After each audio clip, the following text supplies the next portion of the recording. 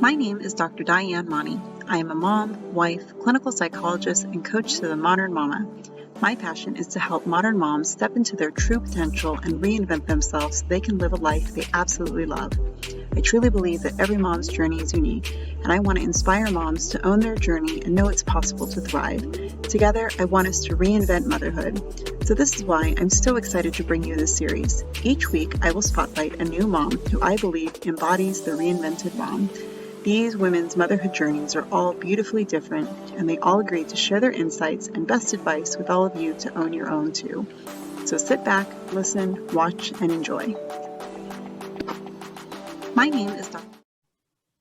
All right. Well, welcome back to the Reinventing Motherhood Spotlight series. Today, I am excited to be bringing you a very seasoned therapist. The wonderful Kelly Lynch is coming to us all the way from Connecticut, virtually, of course. Very cold. Yes, it's definitely very different weather from here in San Diego. But so glad that she has agreed to join. She has such a beautiful background, both professionally and also personally, throughout her journey of survival through a very difficult relationship into now thriving in motherhood. And so when her and I connected and started to talk, and me understanding her background, I really felt like she would bring so much great insight into the series. So without further ado, I just want to go ahead and let Kelly introduce herself a little bit more and take it away. Hi. I'm Kelly. And so I'm the owner of two private practices. One is a private psychotherapy practice in Connecticut, where I specialize in treating post-traumatic stress injuries in EMS professionals. And the other is a private coaching practice, where I specialize in supporting women who want to lead radically divergent lives. I love it. I love it. We were just speaking before, of course, getting onto this call as a recording, and she was telling me just her journey through, again, the professional life that she's led to, create both of these very distinctive businesses. And so, Kelly, I would love for you to give a little bit more about how you decided to get into this field, both sides of it, really, because I feel like, as you shared with me, they have such different backgrounds. Totally different. Yeah. Mm-hmm. So, gosh, as far as my therapy practice goes, I became an EMT in 2000, it feels like 7 lifetimes ago. In 2002, I took my EMT class. I was living in Boston when 9/11 happened. And 9/11, I think obviously for all of us, changed everything. Mm-hmm. So when 9/11 happened, like I said, I was in Boston and decided to move back home to Connecticut. I wanted to be closer to family. The college that I was going to, really, it wasn't what I thought it was going to be anyway. So everything kind of folding together, it made sense for me to come back to Connecticut. I had a family member who was dealing with some mental illness at the time as well. And I just felt this pull that I needed to do something. So initially, I actually tried to join the military. And the military wouldn't touch me with a 10-foot pole because I have a bad back. I had scoliosis surgery when I was 13.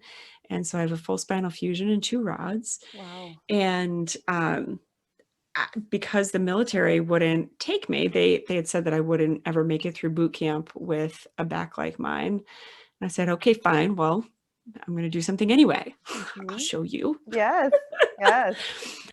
So I decided to become an EMT, and thinking that, that was 2 birds, 1 stone, that not only was I going to be able to give back to my community in a way that I knew I wasn't going to go out and change the world or anything like that, but that maybe I could make my little corner of the world even just a bit better. Mm-hmm. And then on the other hand, it was also a way for me to help support my family member who was dealing with some things. So I became an EMT and worked in commercial EMS for 10 years, from 2003 to 2012, Mm-hmm. or 2002, I should say. I started up till 2012 when I got pregnant with my daughter. Mm-hmm. In the meantime, I worked on the ambulance while I was going through school to become a therapist. Being in EMS was really the first time that it clicked for me that I was just good at working with people, and that being a helper was that's where I needed to be. That's where I was meant. Um, so I decided to become a therapist, worked in EMS through my undergrad and through graduate school, Mm-hmm. and then got out into the field and did a whole bunch of different things before I decided to start my practice in 2014. And now, being with my background in public safety, and being able to support the conversation for EMS workers to get better access to more appropriate mental Mm-hmm. health care is just, it's so, so valuable. Yeah. So then on the flip side of things in my coaching practice, so I spent so much of my life apologizing for the space that I took. Mm. And I think that's such a story that has a thread woven through every single one of us as women, that it's kind of like preached to us Yep. to be smaller, be quieter, take up less space, don't Mm-hmm. be proper, right? Like, who shows up to an interview wearing a sweatshirt like this? Not somebody who's proper, let me tell you. And so being able to step out of that space really took a lot of work and intentionality. Part of that was leaving my marriage. Mm. So I was with my ex-husband for almost 10 years. Mm-hmm. And about 6 months into the relationship is when it started to become abusive. Oh. And I was very young at the time. I was 22. Mm-hmm. 22 when he and I had met. Very young, very naive. Mm. My self-worth was absolutely as low as it could go. And so even though there were certain signs that I saw, I very quickly dismissed them and said, it'll be fine. Everything's okay. He loves me. You know, the very stereotypical story of I can fix him. Yeah. I can make it okay. And I took on responsibility for something that was never meant to be mine in the first place. I want to pause though, because as you're talking about it, I think that piece right there, when you were saying like the stereotypical and even like the signs Yeah. being there, I think it's so hard to really tease it out, because exactly what Sure. you're saying, you're in this emotional space of Mm-hmm. you want, especially like coming from the heart of, you said it earlier, you said that you didn't really know like the path of being a helper until later on into your career. And then, Right. but I actually recognize that even you said this earlier, that you kind of knew earlier on, very young, at a very young age. And so Yeah. you take the combination of being the helper, and you're Mm-hmm. always going to have best intention in your mind. You're always Mm-hmm. going to believe that the people that are in our life have our best intention and have our best heart. Sure. And we're hoping for the best. And so I think sometimes that can really confuse and create a lens of avoidance, maybe resistance to believing like kind of what's in front of you. So Yeah. that I just wanted to stop and kind of name that, but I know that that's really challenging in that space. Absolutely. So I'll clarify one point. So when we were speaking earlier before we started, I had mentioned that looking back now, I can see that I was always meant to be a helper. It wasn't until I got into EMS that the dots connected. Mm-hmm. And that was the first time where I really felt like, okay, this is the thing that I need to pay attention to. Mm-hmm. Yeah, it's interesting where life takes us. Yeah. So in the context of my relationship, it started really early on, and I didn't want to name it, even though there were pieces of it that I saw. And for me, the way that showed up, and to your point that you just made, the biggest barrier for me was a pattern of codependency that I didn't recognize until after I exited from the relationship.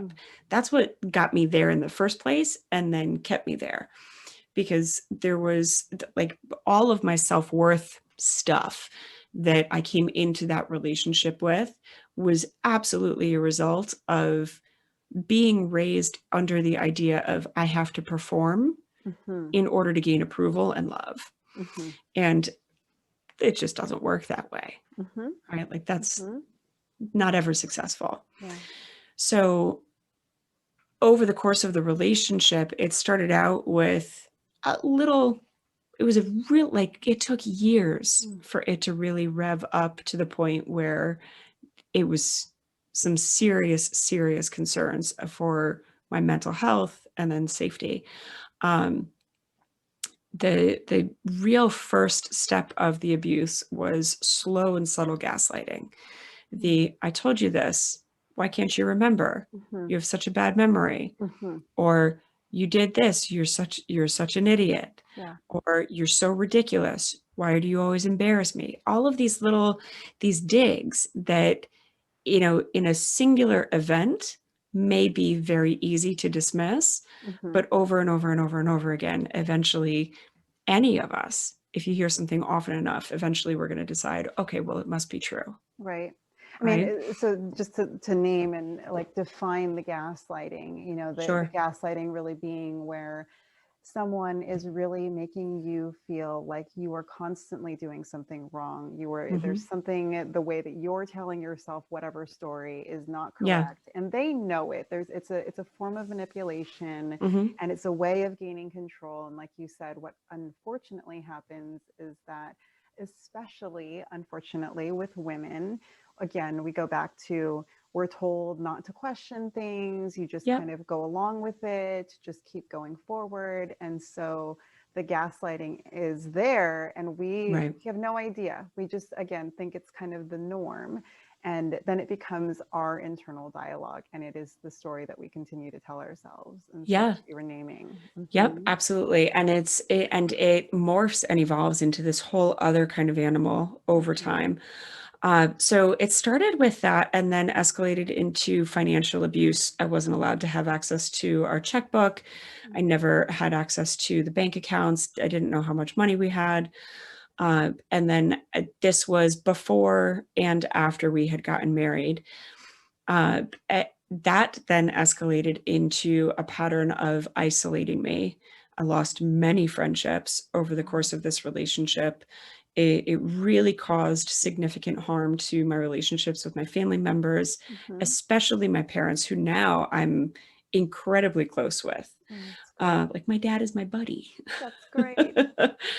So everything kept escalating and escalating and escalating over time. And the thing that I always try to emphasize when I'm telling my story is that this was a very, very slow escalation, almost to the point where if you weren't looking, you wouldn't have seen it happening. You never would have noticed it because it was that slow. And most of the time, that's the piece that gets missed in these kinds of conversations. When I'm hearing other people talk about patterns of abuse, this is not stuff that starts overnight. Right. It's not stuff that starts on day one. This is slow. So once the isolation had started, then he started sexually abusing me. And those are things that I don't generally go into a ton of detail about because it's one of those things that's never not going to be raw. Right. And then the final piece, the nail in the coffin of our marriage, was that one night there were actually 2 prior incidents of him threatening me with a knife. And my daughter was about a year and a half old at the time that I left. 6 weeks prior to me leaving, he had threatened to kill me in front of her. Wow. And had held me essentially hostage for about 2 hours while he walked around the house with a butcher knife, threatening to harm himself, threatening to harm me. And at the end of the incident, when he finally had put the knife away, he had thrown punches in the air next to my head and had said that I deserved to be beaten. And if he did beat me, then maybe I would be a better woman.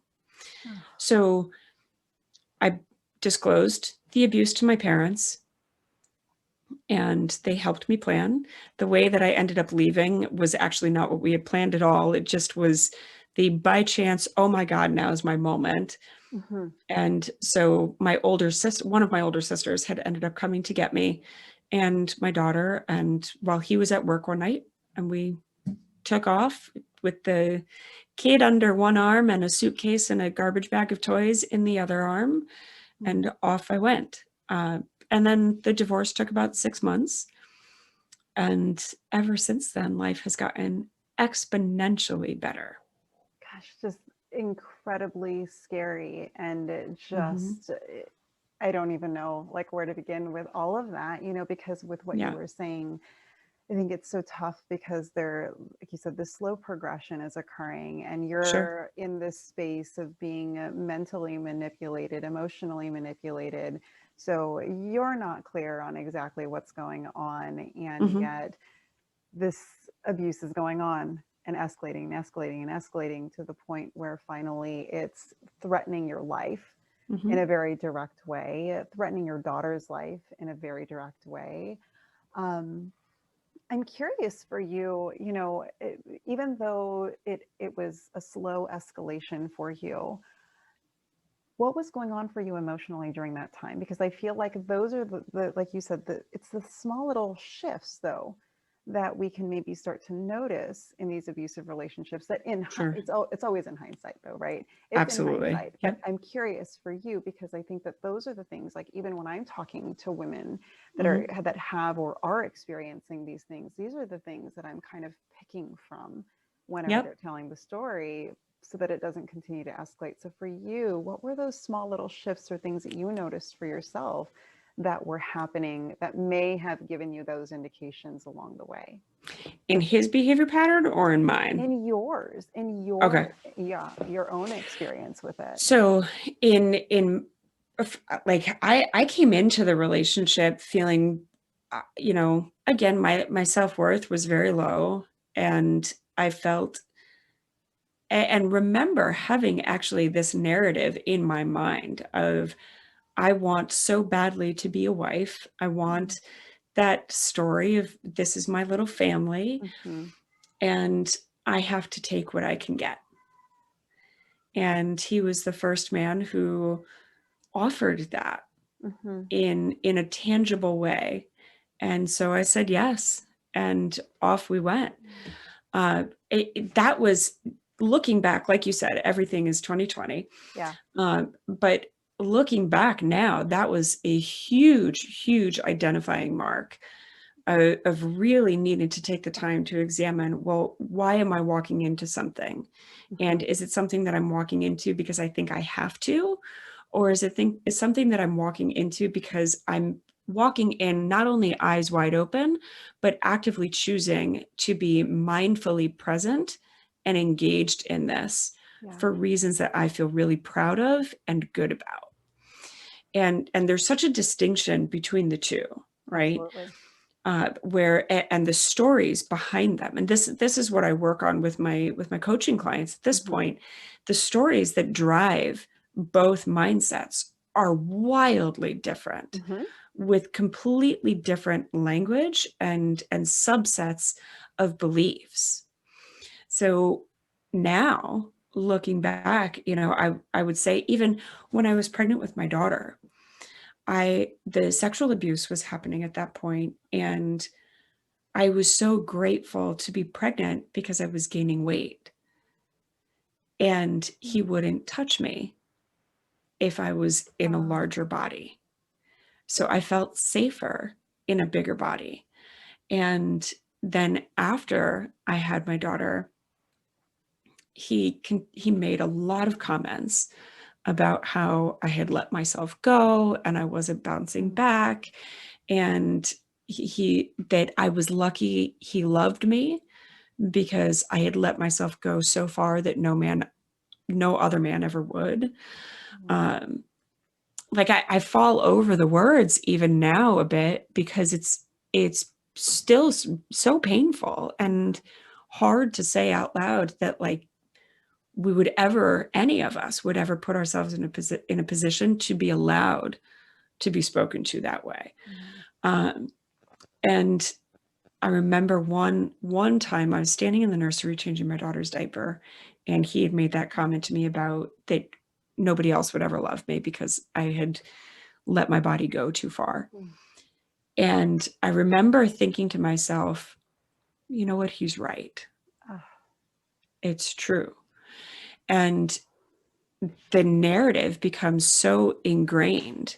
So having these markers of paying attention to what are you believing? Where are these messages coming from? Who's qualifying the information that's contained inside of the messages?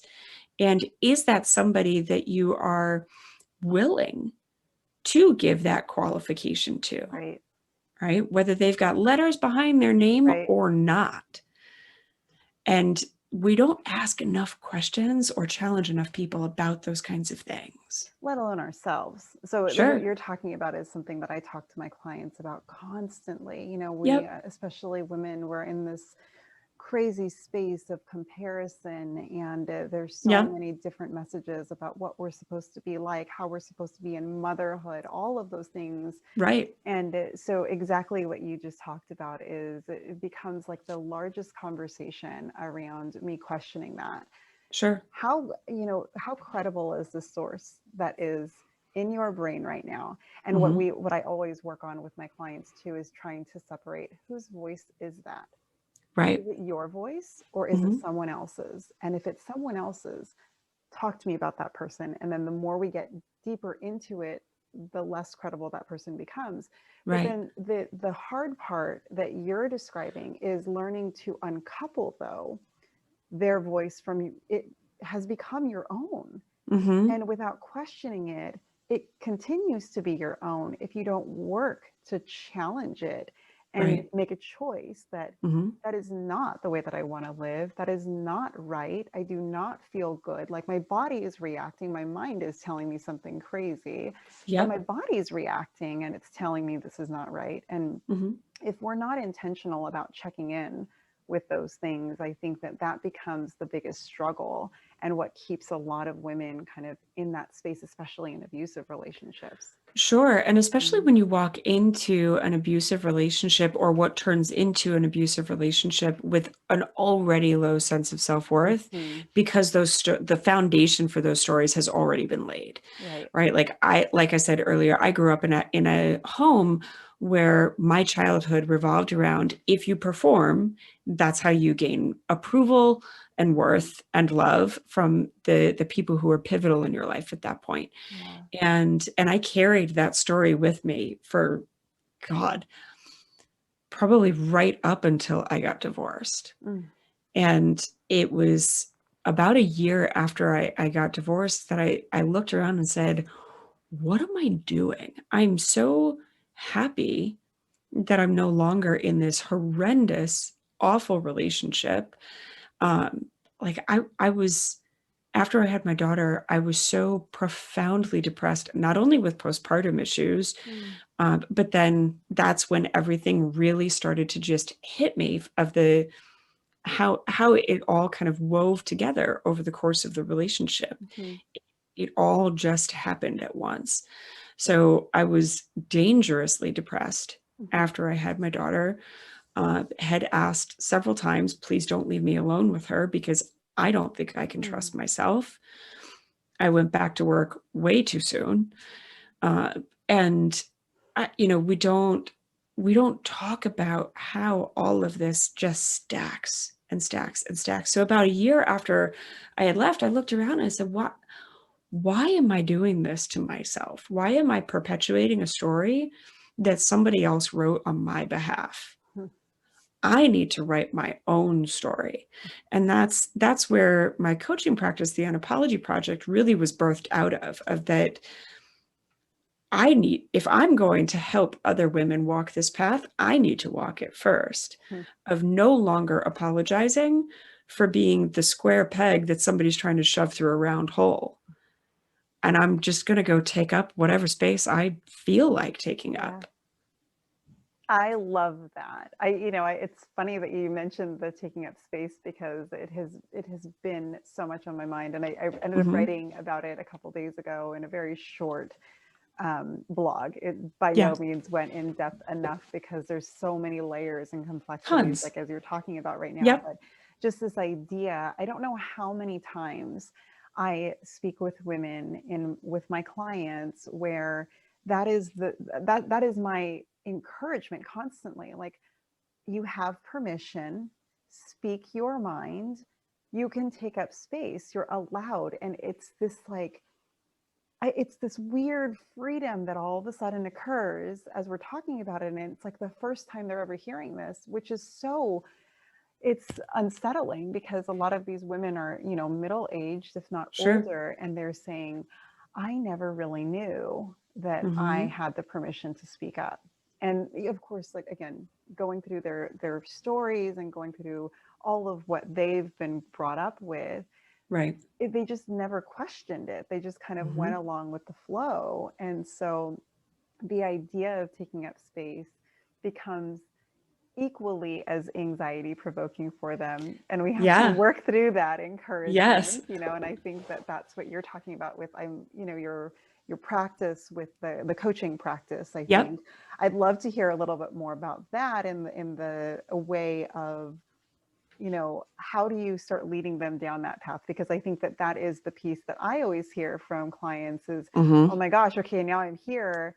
I want that. Now what, right? Like, how do I take that first step? Because I'm 30 years in and I've never taken up space in my life. I thought I had. I have this professional degree, and, I'm thriving in all these other areas of my life, but goodness gracious, I feel like this big, like I feel so tiny. And so how does that process start for women? So the very first place that I begin with them is to talk about their pain points. Like, why are you here in the first place? What is it about your life that you are no longer willing to live with because it has become so unacceptable to you to continue on this path? And as we explore those pain points, we start to explore, well, but who are you? And it's so funny, kind of ironic, funny/ironic to me, that every time I ask somebody, who are you? Immediately they lead with, well, I'm a mom, I'm a sister, I'm a daughter, I'm a this, I'm a that. And we identify so deeply with what we do that we forget to separate out what we do from who we are. Yes. Right? Like, I am a mom. My daughter is the absolute most important person in my entire world. Most of my world revolves around her. She has got me wrapped. So, right. So I'm a mom. This is the most important role that I play. But being a mom is just something I do. How I show up in the process of mothering is defined, it's colored in by who I am as a human being.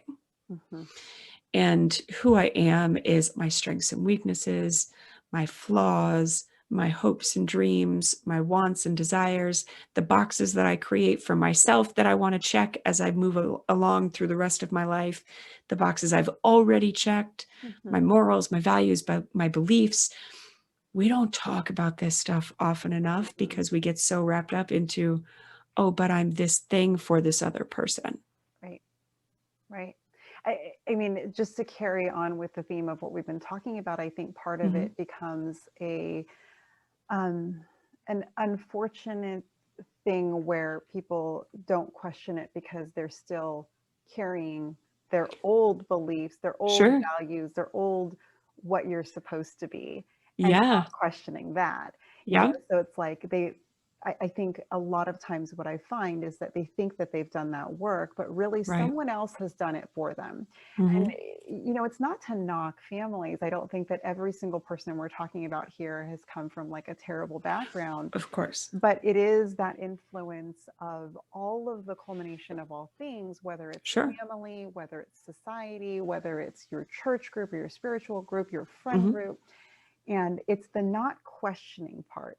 Like the stopping and just actually saying, who am I? And do these things that I think I am, do they actually resonate with my heart?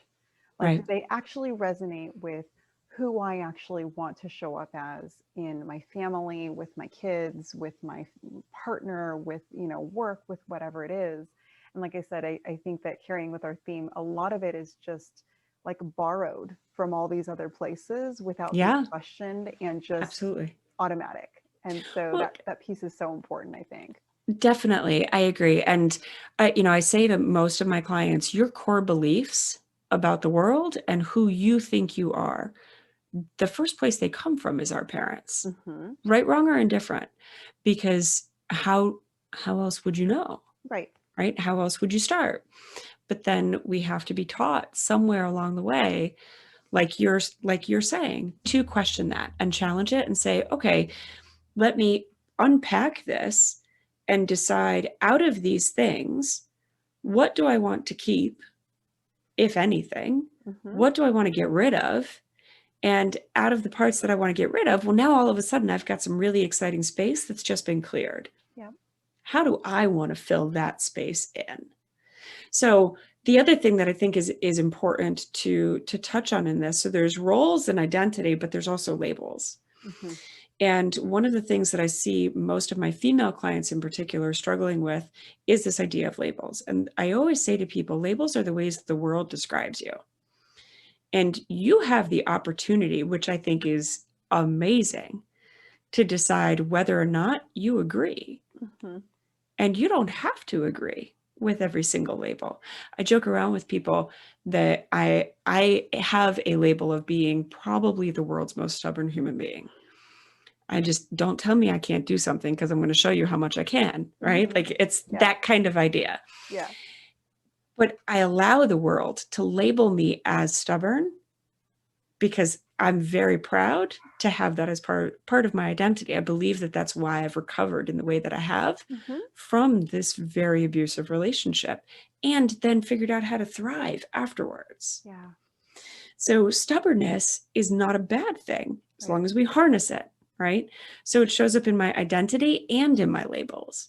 Versus if somebody says something negative about who they believe I am, the way that they perceive me, I don't have to decide that that's accurate. Hmm. I can take that as information and say, okay, I'm going to evaluate this and make sure that I'm behaving in a way that I feel proud of Yes. and that I'm treating other people in a way that is just absolutely driven by integrity. But I don't have to decide that somebody else saying something negative about me has to be my belief about myself, Yeah. right? And so we have to untangle these things. Hmm.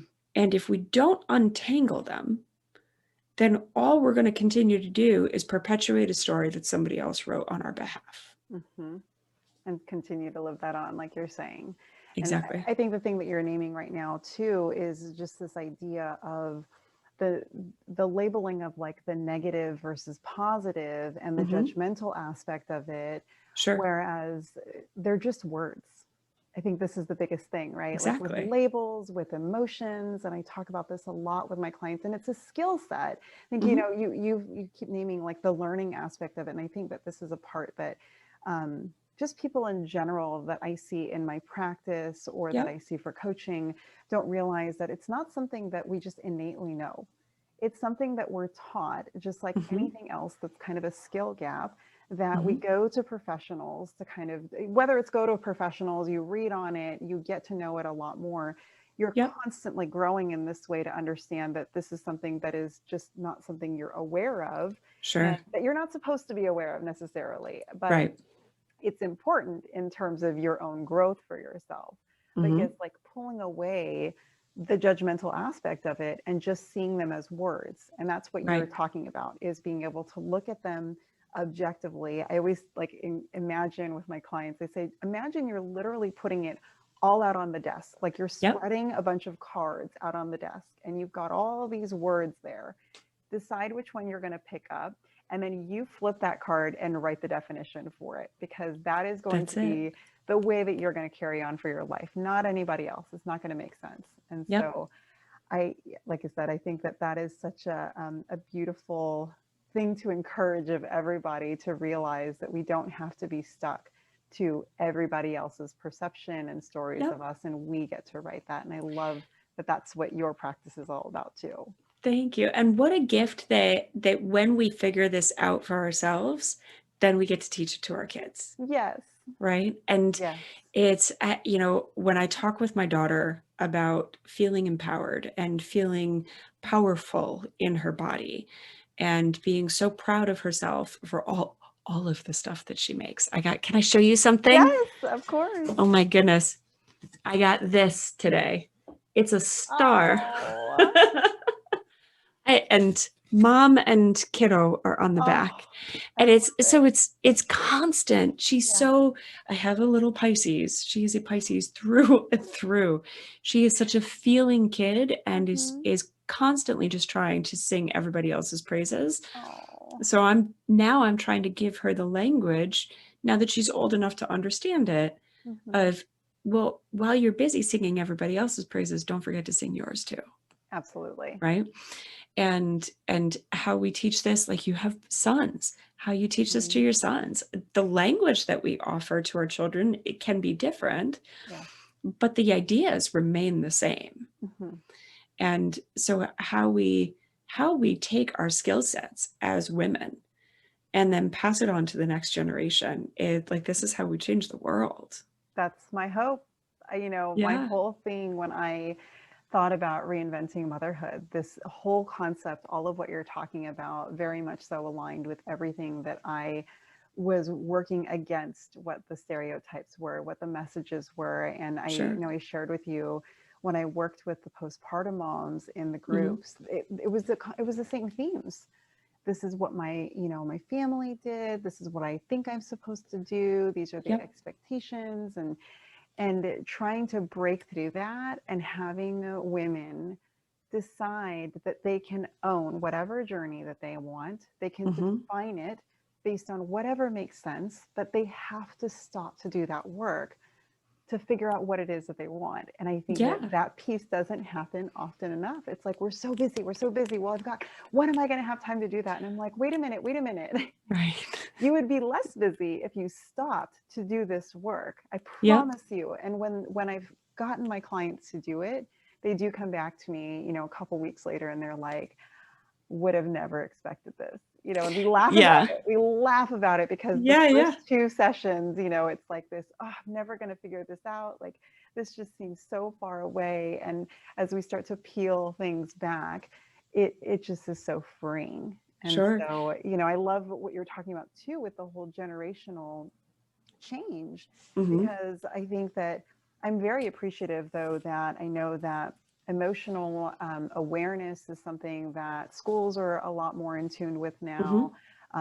I know that even with my husband and I, we talk about it a lot with Yep. regard to like what's going on with our kids, and like when they're having their Right. little meltdowns and tantrums, we're learning to give them the words for what Sure. that means, rather than it just being this, you're not supposed to do that just because I said so. It's the explaining of the why, and Yep. learning to give them the words of, tell me what your needs are, so that they know how to articulate it in whatever way they need to. And if they don't have the words, then we start helping them with it. And eventually they Absolutely. figure it out, which is wonderful. Yep. Hmm. Absolutely. Yeah. I mean, the only other thing that I wanted to go back to a point that you made earlier about when you were speaking about your clients Mm-hmm. and saying to them about permission Yeah. and saying, you have permission, right? That's something that I talk about a lot with my daughter of you get to have an opinion here. You get to have a say. Yes. Tell me what you want. Tell me what you're thinking. Have a conversation with me. And that's not something that was ever done for me when I Right. was a child, right? So as we, like how you're talking now about giving your sons the words when they're struggling to find them, I think this is another layer to it too. And I would love to see all women moving through the world and saying, I don't have to ask for permission because I've had it all along. Yes. Yes. Absolutely. like not having to get to like later on in life and have to backtrack. Right. I think that that's so important to start to instill now. And again, like Yes. generational like shifts of just breaking through Mm-hmm. these these stories, these stereotypes, Sure. these messages that they're not serving us in any way. They're Not at not all. in any way. They're not helping the generations to grow and to be Yeah. resilient in any way. And I absolutely would love the same thing that you're talking about. Yeah. I can't tell you how many people, after I got divorced and decided I'm going to go full time into my private practice, because I started my practice for therapy Mm-hmm. um, in July of 2014, and then I left my ex-husband in October of that year. So they weren't very far apart, and my divorce wasn't finalized until April of 2015. But I jumped full time into my private practice in February of 2015. Wow. Literally everybody in my life was like, "What are you doing, Kelly? You're psycho." Saying that, like, you're going to be a single mom, self-employed. How are you going to pay your bills? Who's going to help you? What are you doing? Mm-hmm. And I just remember looking around at everybody and saying, and family members especially, saying, I got this. Watch me. Yeah. Watch me prove you wrong. Right? Because we don't have to ask permission. We can just go and do. And if I can go first and show other single moms, married moms, whatever women, that you are so capable. Mm-hmm. You were built with everything that you needed all along. And now we just have to go pull that out, reveal it to you and to the world. And the possibilities are literally endless. Yes. Yes. I 100% agree with all of everything you're saying. And I feel like that is something that obviously have built my world and practice around that as well, and really Yeah. want to empower that. We keep seeing, especially of women, that we need to break through that perspective of needing permission to not take up space, thinking that their voice isn't going to matter, and realizing that there's going to be, yes, you're right, there's going to be times where like people are not going to agree with you, and maybe you're Right. not always going to get it right the first time. But I Mm-hmm. think that if you're willing to keep pushing forward and trying, you're going to get it, you're going to do Yeah. it. It's just a And matter of when. I've seen many a women do it. And so that's why whenever I hear these stories of feeling reluctant and kind of pulling back, but living a life that they hate, so many women Mm-hmm. are just in the space of like, I just not feeling fulfilled. They don't love what I'm doing. There's Right. something missing. There's something wrong. I'm like, you gotta move forward. Let's figure this out. What is it that's missing for you? Yeah. And it's usually like two things. The mindset shift that we're Mm-hmm. talking about here. That's a Yep. huge one. But then it's not enough to just have the mindset. I really truly believe that there's got to be the behavioral shifts too. And Absolutely. the behavioral shifts, I think, of course, can take a bit more work in, Mm-hmm. well, they both can. Both can be working against you, but if you're willing to step into that space and do that work to get them to finally align, again, endless possibilities. And Yep. again, the generational like influence is going to be so huge, so that we aren't having to go back and try to repair in whatever way for our children, but they'll already have it instilled with them, which is, I think, one of the top priorities for me in the work that I do. Absolutely. If there were anything that I could leave people with, it would be to always remember that it's simple, not necessarily easy, Right. but it is always simple, because the simplicity of making changes in your life is just a matter of logistics. Mm-hmm. That's it. And logistics are objective, right? This is the black and white of life, where if it is simple to make decisions based on fact Yes. and information. The ease of something comes from the story that we tell ourselves about what that thing represents to us and how we emotionally invest and make meaning of it. And if something feels really hard, it's time for a new story. Absolutely. I love this. I have so much appreciated all of what you've shared. I think that you and I have such the same perspective on the growth of how we can influence women to be empowered. I think that our backgrounds, that we talked about how they had a little bit of alignment as well in terms of kind of how we came into this space of being Yeah. helpers. And definitely want people to be able to get a hold of you for both aspects, of course, if they're in Connecticut, of course, being able to be connected with a specialist that does EMS, work. Yep. But also I think the unapologetic project is just huge. And so please let us know how we can connect more directly with you and Absolutely. what that looks like. So if you're in Connecticut and you're an EMS worker looking for support, you can find my website at www.turningpointwellnessllc.com. Or if you are looking for support on the coaching end of things, my coaching website is www.theunapologyproject.com. You can find me on Facebook at Coach Kelly Lynch, and because I can't have Kelly Lynch for anything because the actress Kelly Lynch takes over all the search results. So it's Coach Kelly Lynch. And then on Instagram, it's _Kelly.Lynch_. Yeah. Instagram is where I hang out most of the time. So. Oh, and I love it. I was just messaging you, I know, today and sharing just how much I've really appreciated watching your videos or watching and listening to your posts, because there's just so much valuable information that you're putting out into the world. And so Thank you. I so much appreciate you taking this time. I know that we could probably talk for hours and hours and hours. And I actually would love to do a follow-up of some sort to kind of dig even deeper into these topics.